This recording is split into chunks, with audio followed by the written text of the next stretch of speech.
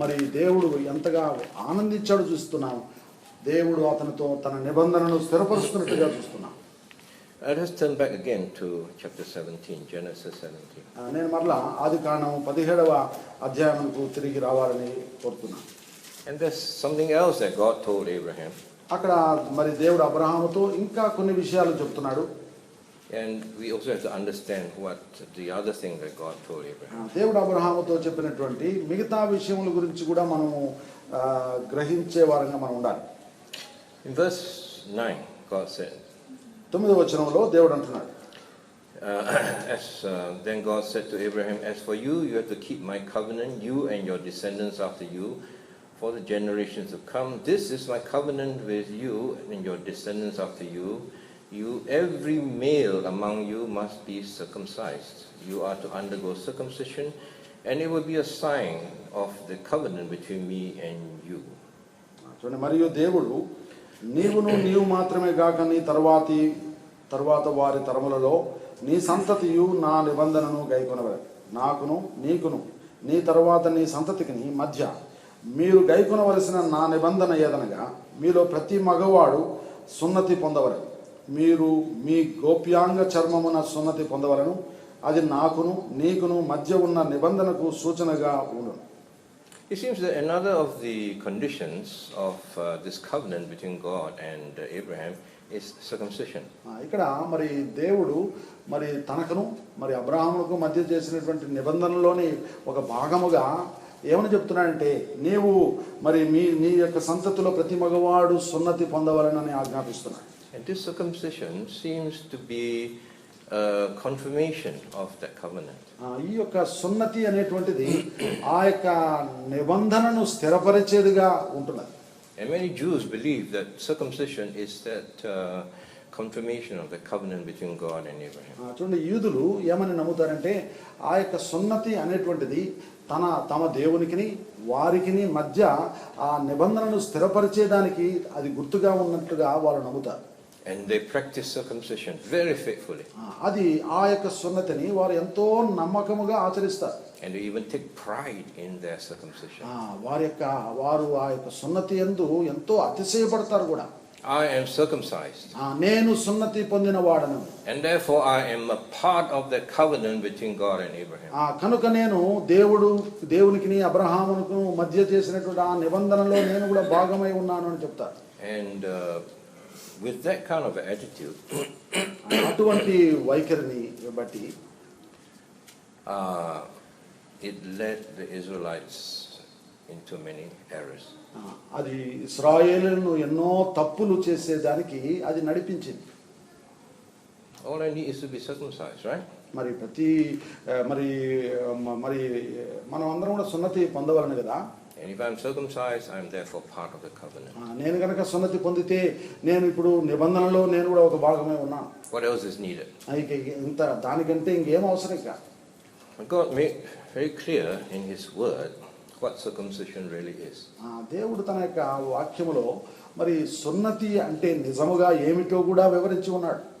Verse 11 says, 11వ వచనం చెబుతున్నది, you are to undergo circumcision and it will be a sign of the covenant between me and you.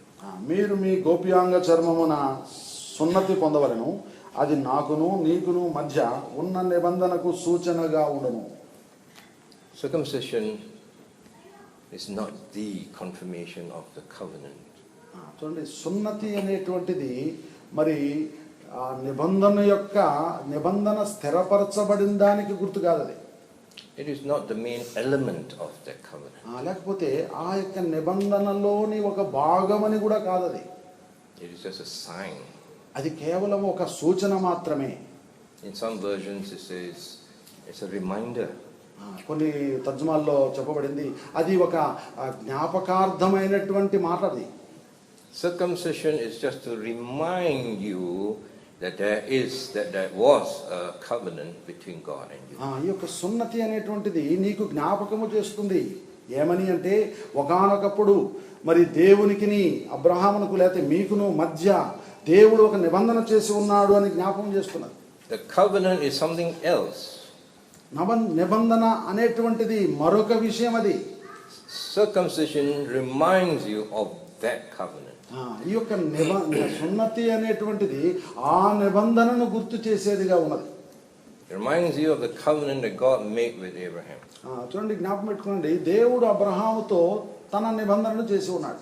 The covenant between God and Abraham is, you walk before me and be blameless, and then I will confirm my covenant with you.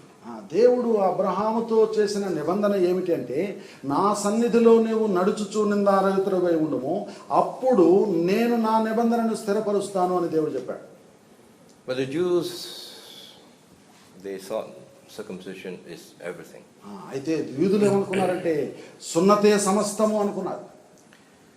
And throughout the ages, God had to prove them wrong.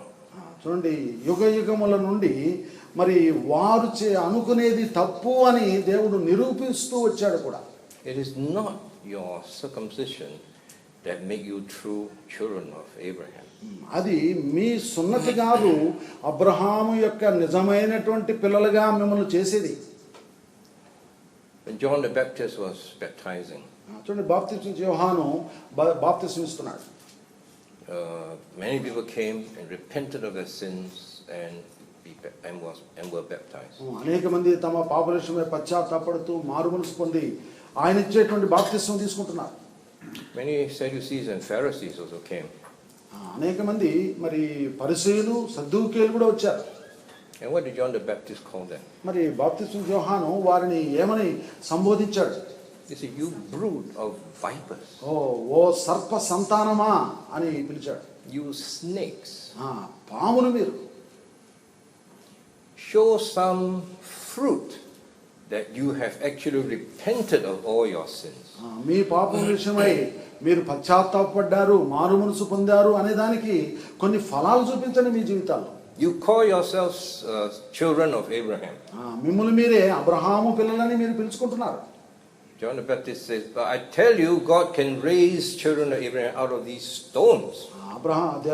బాప్తిస్మం యోహాను వారితో అన్నాడు, మరి నేను మీతో చెబుతున్నాను, మరి దేవుడు గనక తలుచుకుంటే ఈ రాళ్ల వలన కూడా అబ్రహాముకు పిల్లలు పుట్టించగలరు. The kind of children of Abraham that you are, I can get out of these stones. చూడండి, అబ్రహామునకు ఎలాంటి పిల్లలుగా మీరు ఉన్నారో అలాంటి వారిని ఈ రాళ్లలో నుండి కూడా దేవుడు చేయగలడు. You are not real children of Abraham. మీరు అబ్రహాము యొక్క నిజమైనటువంటి సంతానముగా లేరు. The way you behave, మీరు ప్రవర్తించేటువంటి ప్రవర్తనను బట్టి, your hypocrisy, మీ యొక్క వేషధారణను బట్టి, your denial of spiritual things, ఆత్మీయమైనటువంటి విషయములను ఒప్పుకొనకపోవు దానిని బట్టి. You call yourself children of Abraham? మిమ్మల్ని మీరే అబ్రహాముని పిల్లలని పిలుచుకుంటున్నారా? That kind of children I can get from stone. అటువంటి పిల్లలను ఈ రాళ్ల వలన కూడా నేను పుట్టించగలను. Rather, I would like you to show fruit of your work that reflects your true repentance. మీ యొక్క పాపం యొక్క పశ్చాత్తాపమునకు, మీ మారు మనసుకు మరి తగినటువంటి ఫలములను ఫలించండి. దానికి బదులు That's the kind of children I want. అటువంటి పిల్లలను నేను కోరుకుంటున్నాను. Paul in Colossians. చూడండి, కొలస్సీయులకు రాసిన పత్రికలో 1 Corinthians. చూడండి, మొదటి కొరింథీ. In 1 Corinthians, Paul says, chapter 7. చూడండి, 7వ అధ్యాయం.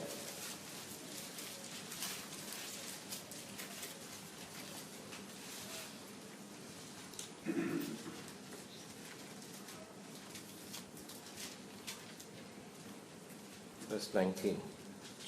19వ వచనం. 1 Corinthians 7:19.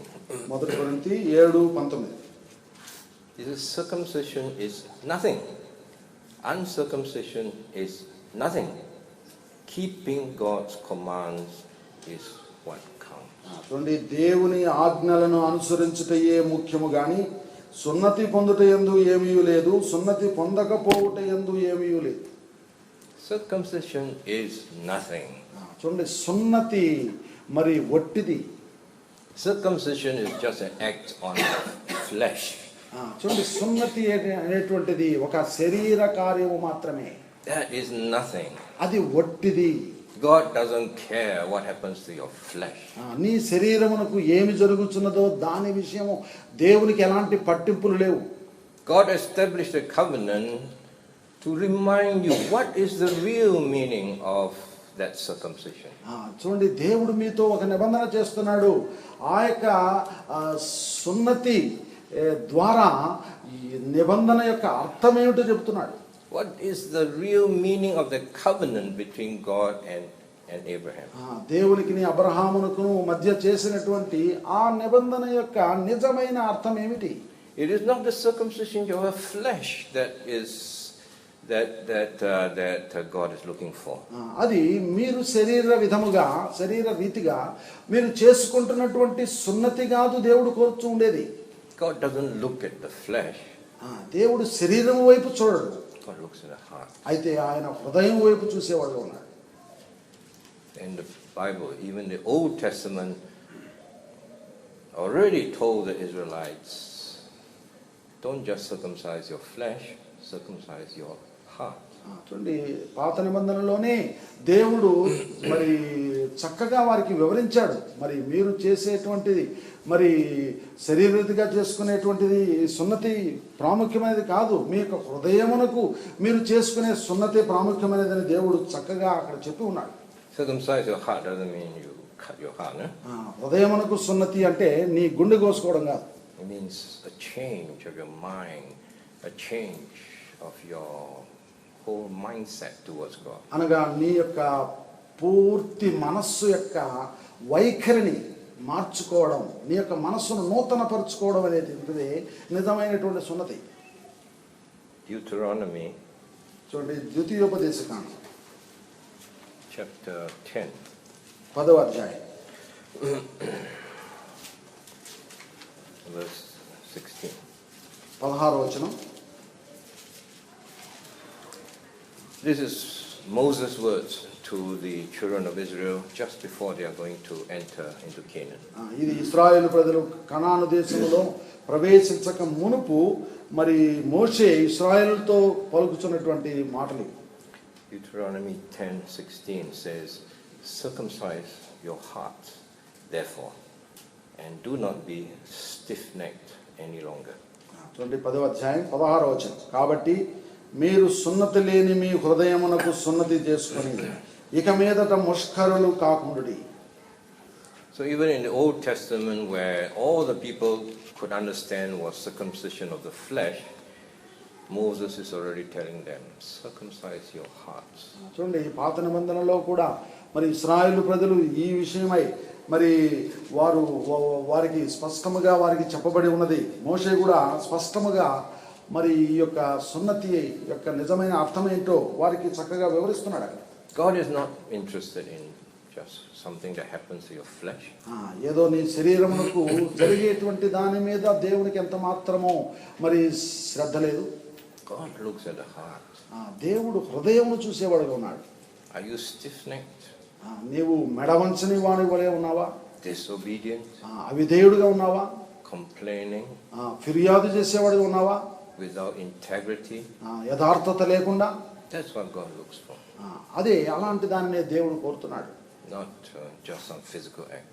ఏదో ఒక శరీర కార్యమును చేసేది కాదు దేవుడు కోరేది. Romans chapter 2. చూడండి, రోమా 2వ అధ్యాయం.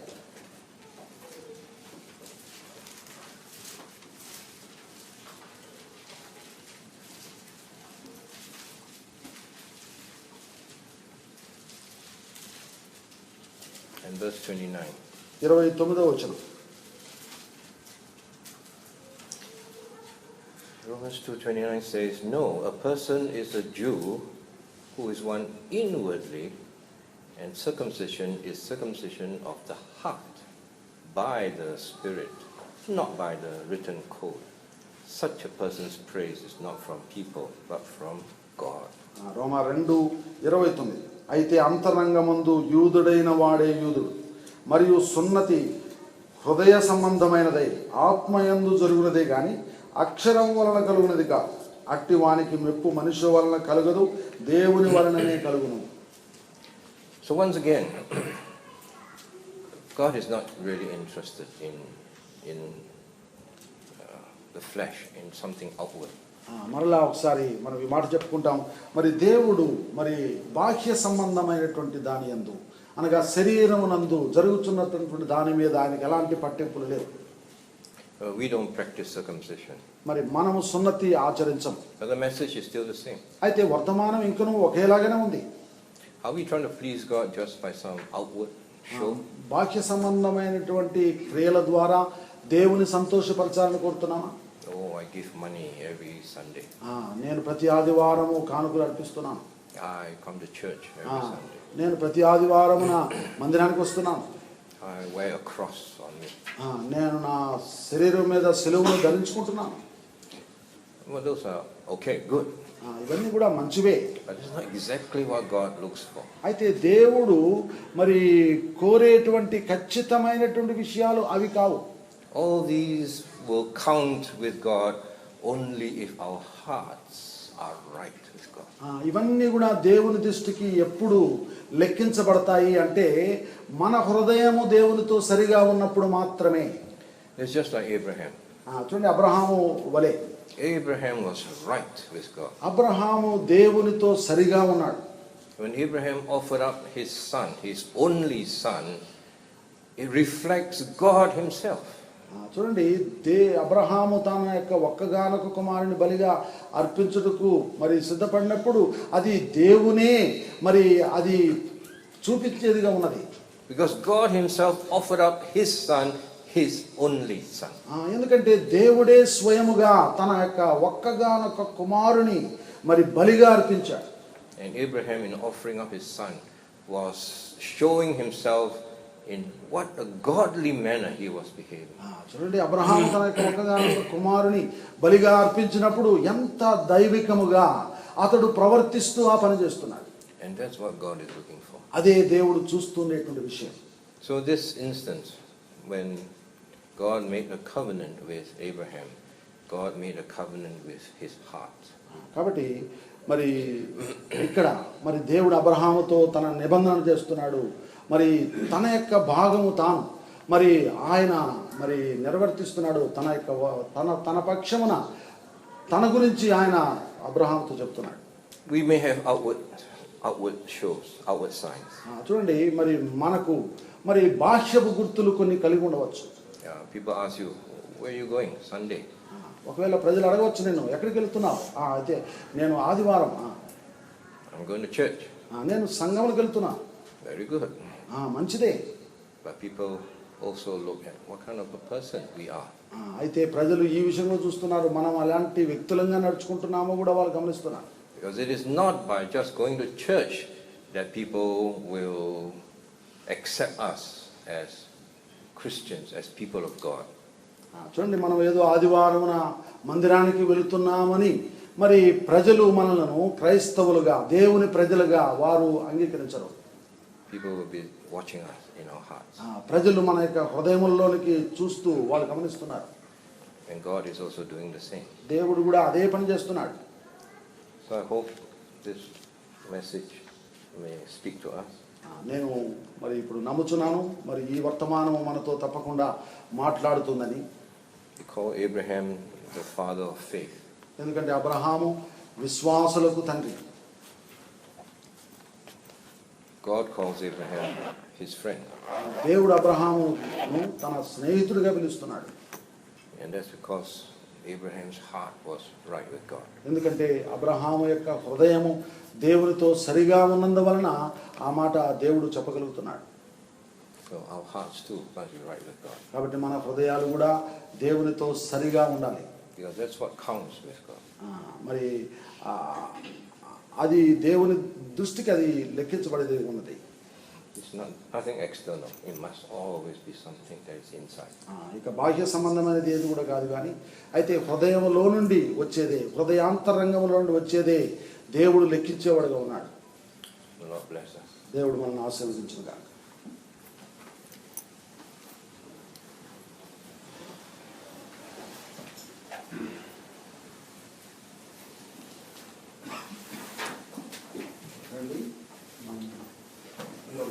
చుట్టూ చేరి ఉన్నటువంటి వాక్య బడిలో మనం ప్రయత్నం